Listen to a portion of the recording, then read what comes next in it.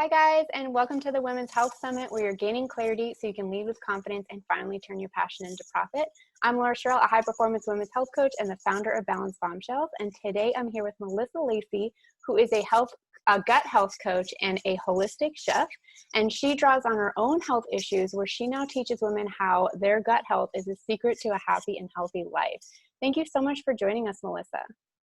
Oh, thank you so much for having me. This is such a great opportunity to really get down to all the nitty gritty and find out, how we can start really healing from the inside out. I know, and gut health is like such a huge topic, and we have so much to get into today. But before we dive into that, do you mind sharing a little bit about how you got started in your business and why? Yeah, definitely. So I was suffering myself from really horrendous health. I'd say round about the age I started my period was about 14 years old. I started noticing that I was getting mood swings. I would suffer from depression, had anxiety. I went through various different eating disorders. And this all lasted up until, I'd say, my late teens. And I also suffered really horrendously from digestive complaints as well. Looking back, I don't really know what came first, but there was definitely a correlation between gut health and mental health. And I was looking for answers. I was going to the doctors. I went in to the Priory, which is quite a famous psychiatric hospital in the UK, which deals with people with anorexia and bulimia. Went on all the different prescription drugs, tried everything, tried all the therapies out there, all of the, the psychiatrists with the long beards and the notepads, and tried all of the normal methods of healing my gut and my mind. And I just couldn't come up with anything. I went to various dietitians and they would say, eat more fiber. And I thought, if someone says to me, eat more prunes, I'm literally going to lose my mind. Yeah. So I then started searching in more holistic ranges. I went to shamans, I went to healers, I did all those kind of things that were a bit off the beaten track, because to be honest, I felt like the medical profession had failed me in a way, because I just wasn't getting any answers at all. And so I was trying all these different therapies, and I took about 3 years out at the age of 26, and I went off to India. I started doing yoga, meditating, visiting enlightened gurus to try and find more answers. I visited the Dalai Lama's Tibetan doctor in the foothills of the Himalayas, and was in the hospital, and I saw a cow walking through the hospital. And that was just a moment where I was like, wow, I'm really searching for something here. And then I got back from my travels. I trained as a raw chef while I'd been away. I trained as a yoga teacher. I got my Reiki level 1 and 2, and I was really interested in all kind of various methods of healing. And I saw that my body was slowly becoming more attuned, and the holistic things were slowly working, but nothing really big had made any massive changes so far. And I came back to the UK to look after my mum, who had a knee operation.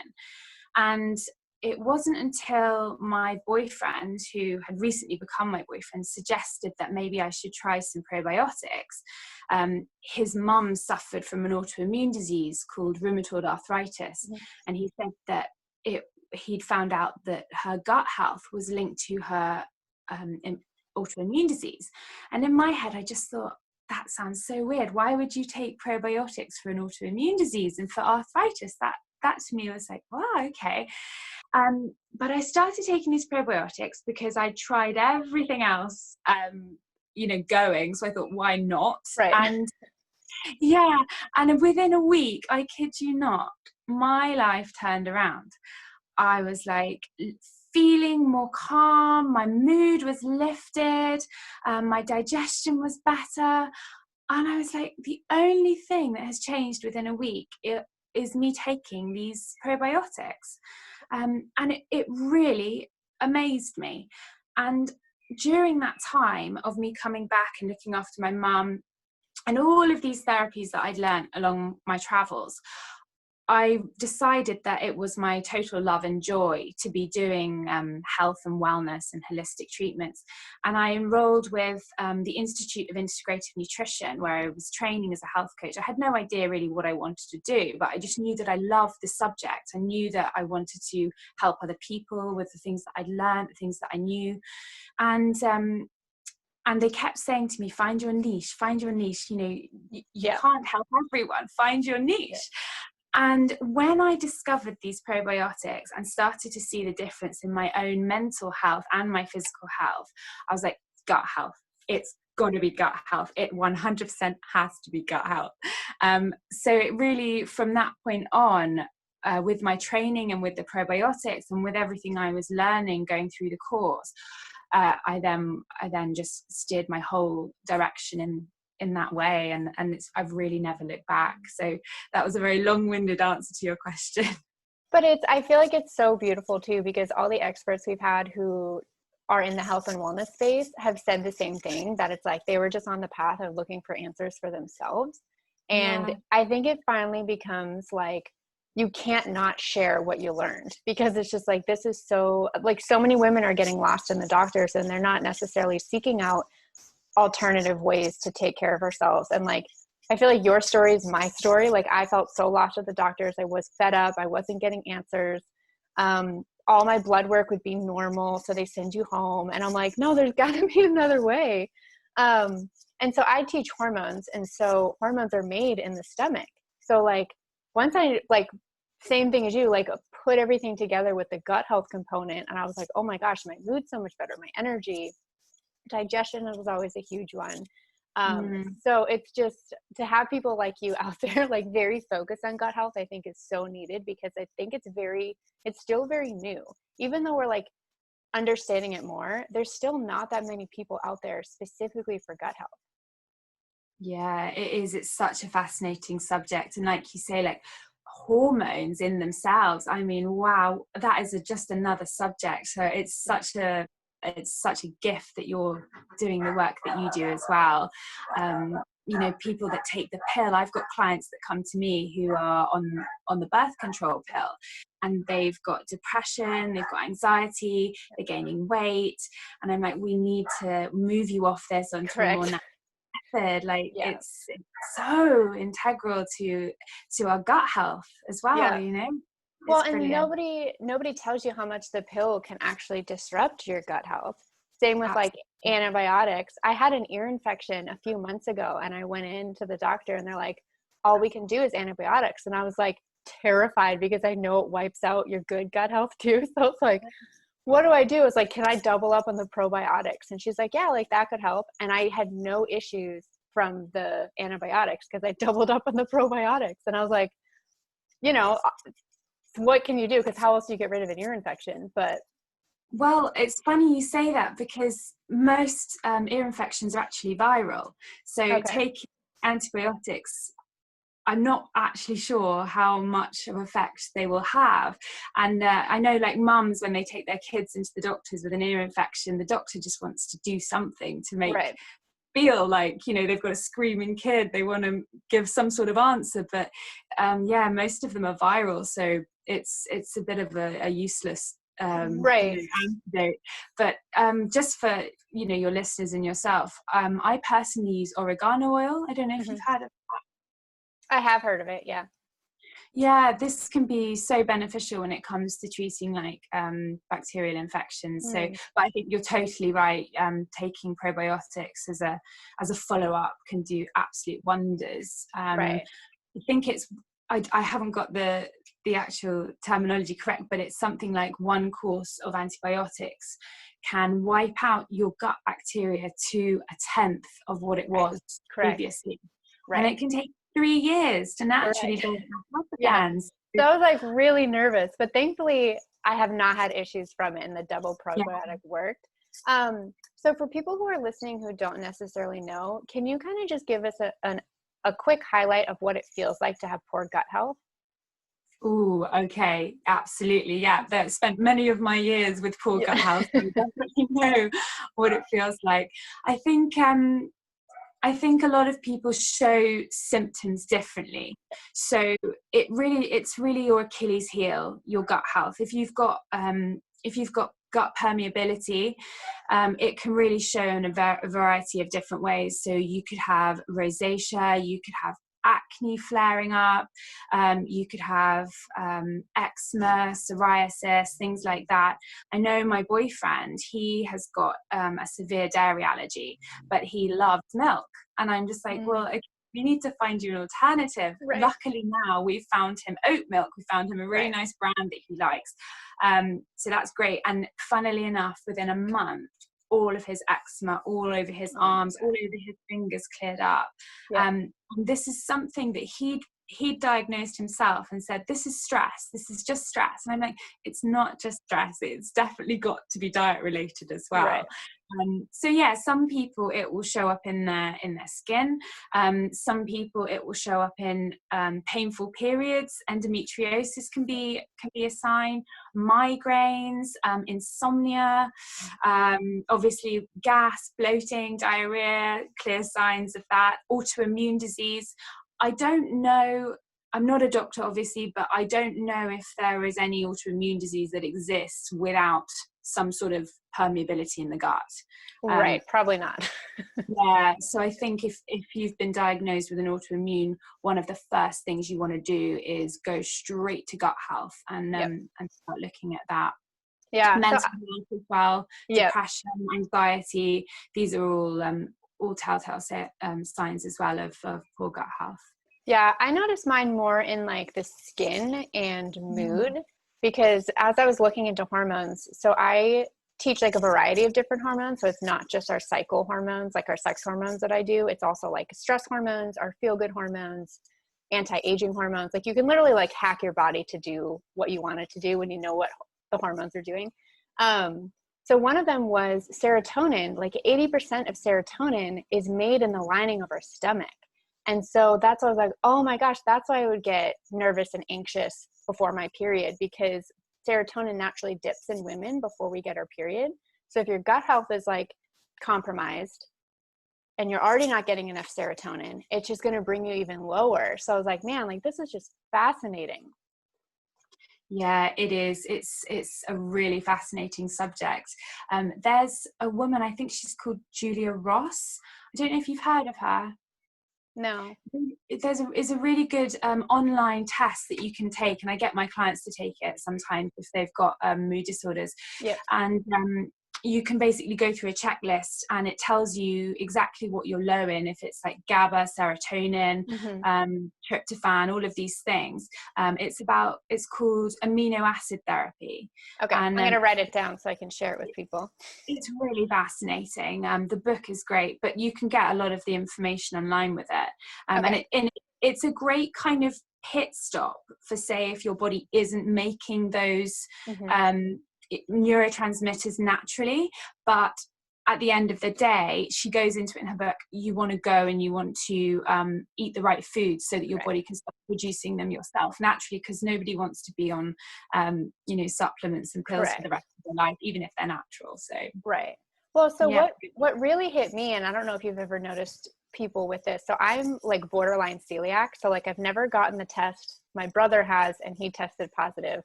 And I've refused to take it just because they make you eat gluten for 2 weeks before they'll test your levels. So I'm like, I already know I can't do the gluten.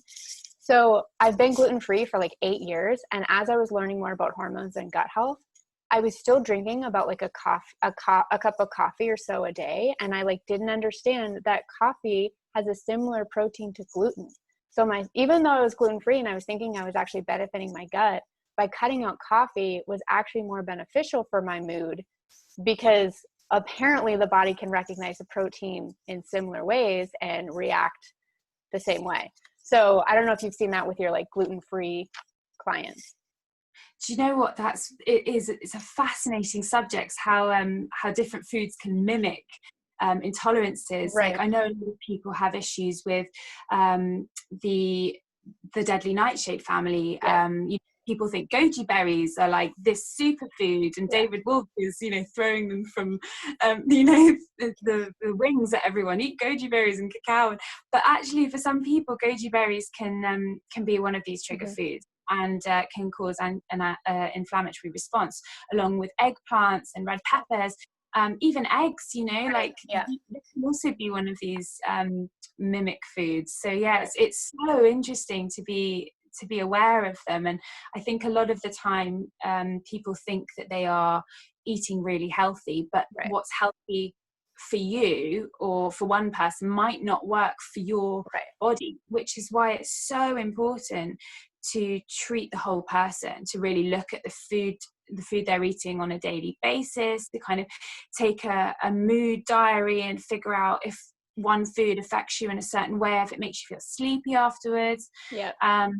I don't think the kind of modern method of going to the doctor for 10 minutes and being prescribed a pill, I don't see how it can work, to be honest. We really need to look at sleep, diet, stress levels. Like it's so important. And I think that's why, you know, doing the work that we both do it's so rewarding, because you really get to see that person kind of change completely, you know, their mood, everything. It's fascinating work. I feel like they're on an awakening, because I did the same thing when I was trying to figure everything out. I did a food mood journal, and I would write how I felt after eating, because I was like, okay, this is insight to what my body can and cannot process. And I have all my clients do it too, because it's like, so I noticed for me a trigger was sweet potato, like, and it's super healthy. So it's just really interesting of like all these healthy foods like goji berries or like coffee can actually have a lot of health benefits, but it's just making sure you know what works for you. And so I'm gluten, dairy, soy free, which is kind of sad sometimes. I miss pizza. I miss like, you know, wine and cheese.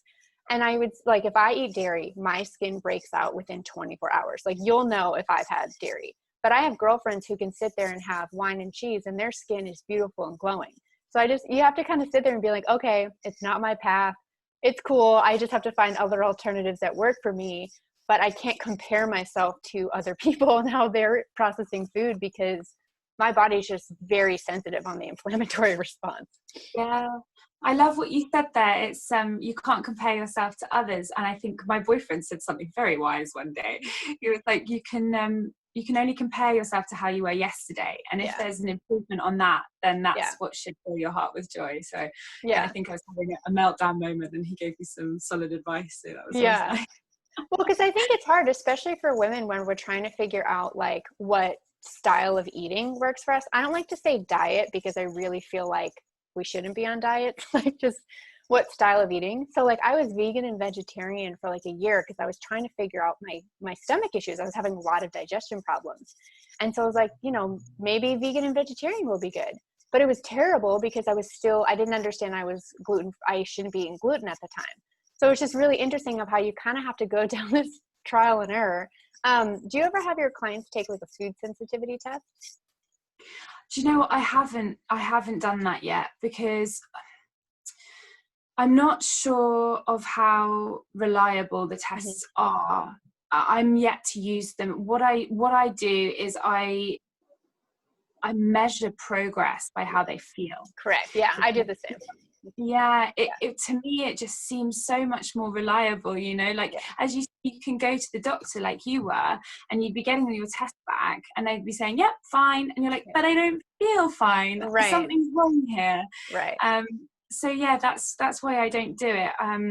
And just going back to what you said about sweet potato, and obviously if you've been diagnosed as celiac or, you know, having a gluten intolerance, it's unlikely that you'll be able to enjoy those foods. But a lot of my clients who come to me with food sensitivities, with skin flare-ups, or have been having issues, after working 8 weeks together, and, you know, looking at the gut wall lining and getting all that in shape, they can then go out and have, you know, a bowl of pasta and not be affected. Correct. Because the wall is now back intact, and it can handle it. Whereas before, if they had a bowl of pasta, you know, they'd probably be on the floor with a belly the size of, you know, a 9-month pregnant lady. So, right. It's Which progress. can happen, yeah. So I can do sweet potato now. I probably do it like once a month as like a treat basis. And you're right, like the only reason I can process it without any issues now is because I stay away from it the majority of the time. And same with coffee. Like I can have a latte every once in a while because I stay away from it most of the time. So Yeah. I think it's important for women to know too, like it's not saying you have to abstain from all this stuff all the time, but use it more as a treat basis. And it's very much more on the moderate side versus like everyday life. Yeah. I think that's the best way to look at it, isn't it? Yeah, because then I feel like we kind of make our brains go crazy if we think that it's an all or nothing type of approach. That's why I don't like the word even diet, because it's like I want to be able to feel like I can have what I want to have. Like I don't do a lot of sugar because I know it really screws up my mood, which probably just goes into the whole gut health thing. So I usually stay away from sugar, but I try and find other ways that I can reenact the same type of experience that I'm looking for from something sweet. So it's like sometimes I'll sweeten things with stevia, or a piece of fruit can like do the job, because your tastes also change when you start cutting out these foods that don't really serve you. And then you go and have them and you realize I have no appetite for these and they make me feel terrible. So you're way less likely to even desire them, which is awesome when you go to parties and they've got all this great food out and you're like, I have no interest in it. It's fine. Have you noticed that when like in your social life, have you noticed that in your social life now, where like all the things that you used to desire, like you don't anymore? Yeah, it is funny. And I know exactly what you mean. It's these foods that are just, considered normal tasting foods. You have a bite and you're just like, wow, that is so sweet. How can Yeah. people eat that? Your taste buds change. It's quite fascinating. Yeah. I don't know about you, but when you started looking at your hormones and, balancing them, did you find that your food cravings evened out more so? Yes. So I used to have crazy food cravings, and I also did some research on like what the food cravings meant. So usually when we have food cravings, it's our body asking for a specific nutrient, but never in the food that it's asking for. So I really tried to train myself of like, okay, when I'm craving chocolate before my period or during my period, my body needs more magnesium. So how can I get more magnesium? Well, dark chocolate is a form of magnesium, which, okay, that's why I would crave it. Or like when you're craving salty foods, you're looking more for like omega-3s. So I would kind of make like a guacamole with like carrots, because all I really wanted was like salty chips. But I'm like, I'm going to trick my brain into having a guacamole and carrots that gives me the same crunch, but it's going to be so much more satisfying. So I definitely noticed food cravings are like basically non-existent, which I think is amazing. And that's also like another indicator of gut health. When women tell me about their food cravings, I'm always like, what's going on in their stomach? Because they're not absorbing the nutrients they basically need to get away from those nagging cravings. Yeah, it's amazing, isn't it? That we think, or the media tells us, oh, to lose weight, you've got to diet, you've got to exercise, you've got to, really have a lot of willpower. It's like, no, just balance your hormones. Yeah. And look at your gut health. Yeah. Clear out inflammation. You won't even have to think about dieting, because Yeah. your body doesn't crave food. Right. And I think often if we've got an imbalance in our gut bacteria, like candida or something, the bacteria is the actual ones that are causing the cravings. Correct. They're causing you to reach for the sugar, to feed them. Yes. So you might be like, oh, I've got no willpower, I'm such a failure. It's like, no, it's those guys in there. Yeah. They're driving you to reach for those foods to feed them. If you kill them off and balance your bacteria, the cravings will naturally go. It's not a matter of power. And I think that in itself is quite relieving for people to hear, because they're like, oh, I'm not a bad Right. And I used to feel like I lacked willpower, especially around sugar. So women will always say like, how do I get rid of sugar cravings? And I was like, you have to stop eating sugar. Because once I learned that fact of gut health, of like sugar cravings are the bad bacteria asking to be fed, I was so grossed out. And I was like, that is such motivation to say no to a cookie and never want one again. So every time, and I notice, so I test a lot of things now of like, what can I tolerate from the things that I love? So like wine was one of them, sugar was one of them. I notice when I drink wine, it disrupts my gut balance. It makes me crave more foods. It definitely makes me obviously more tired. So I'm fine staying away from alcohol for most of the time because I'm like, no, this is disrupting my gut bacteria somehow, some way. And I don't know if it's like the sugar in the alcohol. Yeah, it could be, you know, I think, and all different types of alcohol have different levels of sugar. So Yeah. I think if you're in the beginning stages of looking at your gut health, then alcohol is definitely one to remove. Right. But you know, now I can enjoy a glass of wine and I'll feel fine. It does affect my sleep. It still affects my Yeah. and you know, sleep is just so important. Yeah. Our melatonin is also produced in the gut, and if the gut's out of balance, our melatonin production is disrupted, and then we get an awful night's sleep, and then the next day we will eat more food to fuel ourselves, and then we put on weight. Oh my god, it's just a crazy cycle. Yeah, because like when we lack sleep too, it actually throws off our appetite hormones. So like it'll make you crave more food even though you're not hungry, and you won't get the signal to your brain of I'm full. So then you'll just keep eating without actually realizing that you were full 20 minutes ago.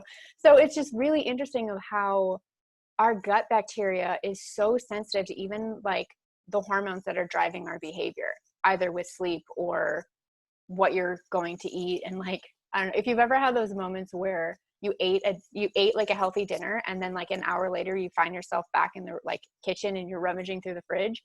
Your appetite hormones are off, your gut bacteria is off. Like it's all so deeply connected. But what I really admire about your work is how much you take gut health and you partner it to mental health. I feel like when I was reading that about you and I was listening to your work, I was like, I find that so beautiful, because most women, like, we feel like something's wrong with us, and then it's kind of confirmed, or like we think we're crazy, and then it's confirmed when we go to the doctor and they're like, it's all in your head.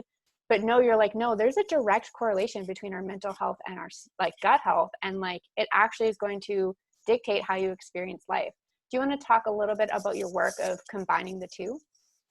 Yeah, definitely. It's so important. I think, you know, mental health is such a hard issue, and I've suffered a lot of my life with depression. So my heart goes out to everyone who's suffering from anxiety, especially in this time. Depression, you know, it can be so all-consuming. But yeah, there's definitely a correlation. And as I say, like the kind of outstanding factor with my whole journey on this was when I took those probiotics, and suddenly I just felt like this dark cloud was lifting, and I was like, oh god, it's not that I felt happy, it's not that I felt, you know, excited, it's just like, oh, I just feel normal. I just feel normal. And that was just the biggest relief. I can't even tell you. So by repopulating my gut, which obviously I had wrecked through years of antibiotics and being on the contraceptive pill, it was suddenly, now it was like repopulated. So I think my gut was just doing a happy dance that week, and I was like, wow, it's amazing. But you know, they've actually done tests to find people even with OCD are lacking certain gut bacteria. So we think of people who have got OCD and you know, these, even anorexia as well. It's shown that people are lacking a certain, I can't remember which ones, but lacking in certain beneficial bacteria. And once they're repopulated, these conditions either lessen or they're more manageable. Some even go away. So yeah, I think it's undeniable, the link between gut health and mental health. Yeah. And I'm like, for me, I'm really excited for the future of healthcare, because I feel like there are a lot of different practitioners, even in like in our healthcare system, that are starting to research the connection between like gut bacteria and our health. And so I've heard that of OCD, of eating disorders as well, that their gut bacteria is off. And I've it's starting to become a thing when TV shows start, like those medical doctor TV shows, when they start using, I think they were doing something where they were trying to repopulate someone's gut as an alternative medicine to try and fix some sort of issues, and it worked. So you can kind of tell that like it's definitely happening in the medical community, but to be able to have like health coaches like you who are able to talk to people about their gut and just like be able to backtrack and really get to the root cause. Because I feel like once we get to that root, that's when everything can change, and it can change quickly. Like you notice a difference in 1 week of just taking probiotics versus years of trying to find something, right?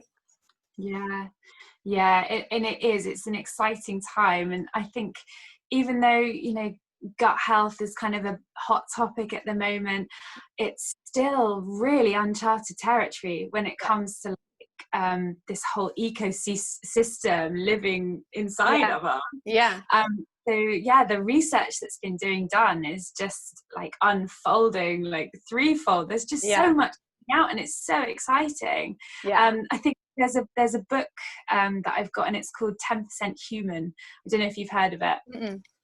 And it's basically saying how we're actually basically all bacteria and only 10% cells. I think there's awesome.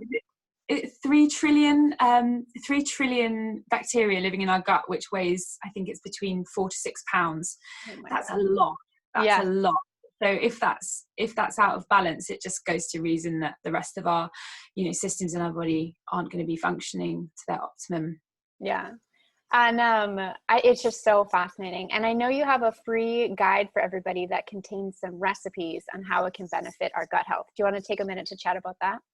Yeah, definitely. Well, since chatting with you, I've got some little ideas going off in my head. So I'm going to add a few more extra recipes in there that we've spoken about. I think you said one about guacamole, one about chips, one about chocolate. So I'm going to put a little bundle together. I'm going to pop it on my website, and it'll be melissalaycy.com/freebies, where you can download that. Okay, cool. I will leave that link below so people can grab that. But thank you so much for joining us today and diving into gut health. I feel like we could talk about this for hours, but it's been so fun having you. Yeah, I've really enjoyed it. I also feel like we could just talk for hours and hours. It's fascinating to see how hormones in the gut and how it all just plays such this integral role in our mental and health well-being. I know, agreed. So I'm also going to leave your website for everybody and where they can follow you on social media, because you've got such a wealth of knowledge to share, and I really hope that women take advantage of your work. Oh, thank you so much. It's been such a pleasure. Thank you. Yeah, we'll talk soon.